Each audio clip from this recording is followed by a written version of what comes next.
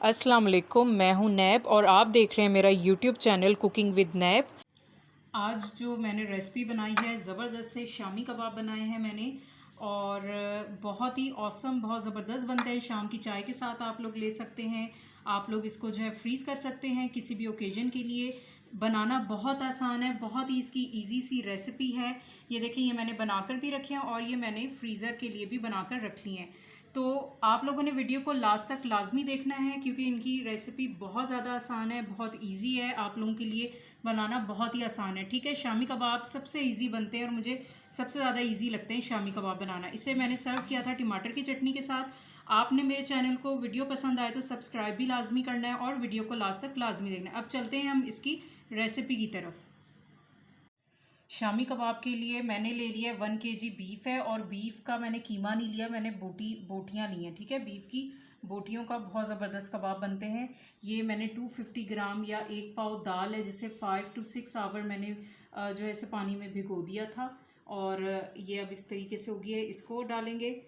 ये एक बड़े साइज़ का प्याज है, मिक्स गरम मसाला है मेरे पास, जिंजर गार्लिक पेस्ट है और ग्रीन चिलीज़ हैं। ये सब कुछ हम प्रेशर कुकर में डालेंगे, और बाकी जो मसाले हैं वो मैं आपको साथ साथ बताती जाती हूँ।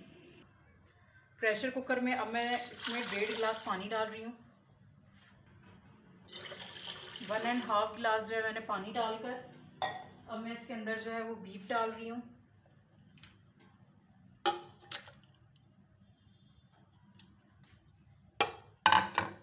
दाल डाल दूंगी मैं अब इसके अंदर।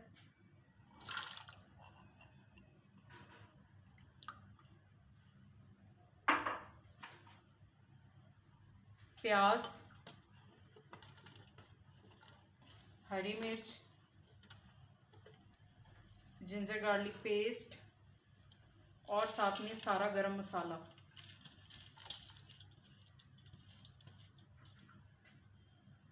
नमक डालूंगी सबसे पहले। ये आप लोगों ने अपने टेस्ट के हिसाब से डालना है नमक। मैं 1.5 टीस्पून रेड चिली पाउडर डाल रही हूँ, 1 टीस्पून। धनिया पाउडर डालूंगी, और लास्ट में मैं इसमें थोड़ी सी हल्दी डाल दूँगी। अब इन सबको मैंने एक बार मिक्स करके, और इसे हमने प्रेशर पर रखना है तकरीबन 15 से 20 मिनट। जितना टाइम आपका कुकर ले रहा है गोश्त को गलाने में, आप लोगों ने उतने टाइम के लिए इसको रखना है, और उसके बाद जो है हम इसको कूट लेंगे।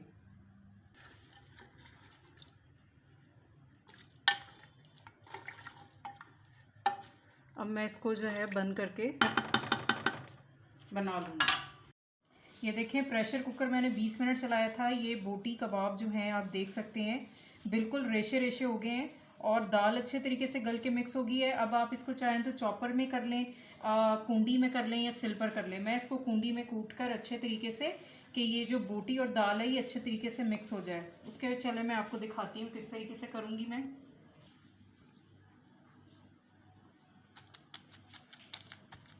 थोड़ा थोड़ा सा बैटर डालकर मैं इसे अच्छे तरीके से कूट लूँगी, यहाँ तक कि ये जो रेशेदार बोटियाँ हैं ये दाल के साथ अच्छे तरीके से मिक्स हो जाए।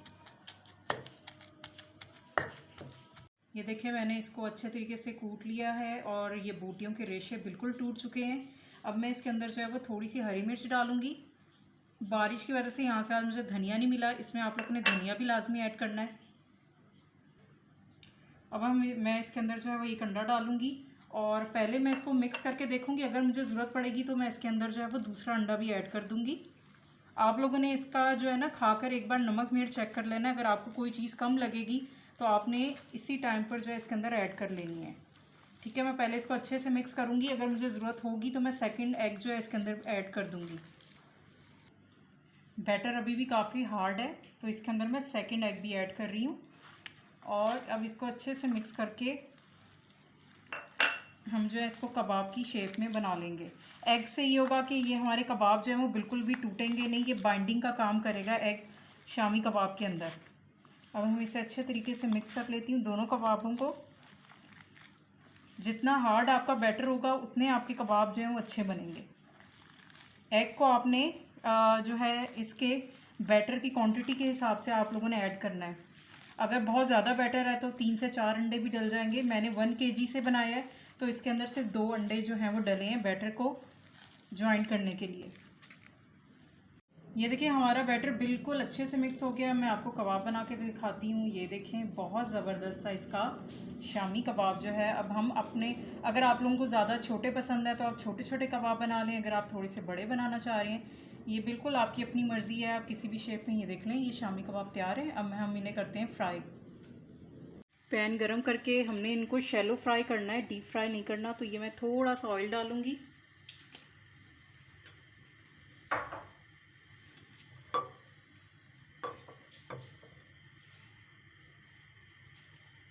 آئل گرم ہوتا ہے تو میں اس کے اندر اب ڈالتی ہوں اپنے شامی کباب.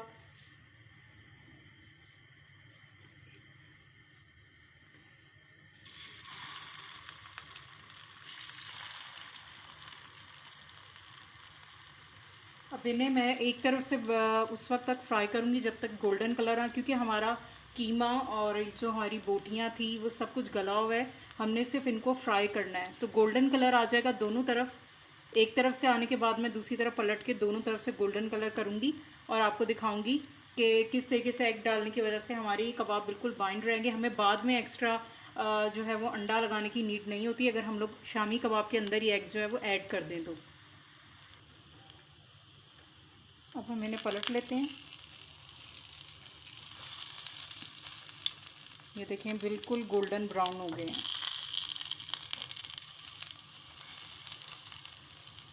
کتنا زبردست کلر آیا ہے اور یہ کباب آپ دیکھیں بالکل بھی ٹوٹے نہیں ہیں اور بہت زبردست فرائی ہو رہے ہیں. چلیں ہمارے کباب جو ہیں وہ فرائی ہو گئے ہیں اچھے طریقے سے. یہ دیکھ لیں. اب ہم ان کو جو ہے وہ ڈش میں نکال لیتے ہیں.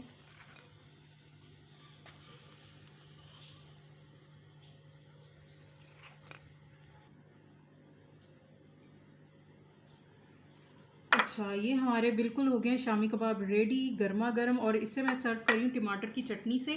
یہ ہوم میڈ چٹنی بنائی ہے, کیچپ نہیں ہے. انشاءاللہ میں اس کی ریسپی بھی بہت جلد بناؤں گی. بہت یمی سی یہ چٹنی ہوتی ہے. آپ یہ دیکھیں یہ کباب جو ہیں کتنے زبردست سے ہمارے ریڈی ہوئے ہیں اور اس میں بوٹی کے بالکل ریشے بھی ہمیں نظر آ رہے ہیں. یہ چیک کر لیں. بہت ہی زبردست یمی سے یہ شامی کباب بالکل ریڈی ہیں. آپ اسے بنا کر ریفریجریٹ کریں اور آپ لوگ اسے کافی ٹائم کے لیے فریز کر سکتے ہیں. تو آپ کو یہ ریسپی کیسی لگی کمنٹس میں لازمی بتائیے گا اور میرے چینل کو لازمی سبسکرائب بھی کیجیے گا. ویڈیو کو لائک اینڈ شیئر بھی کیجیے گا.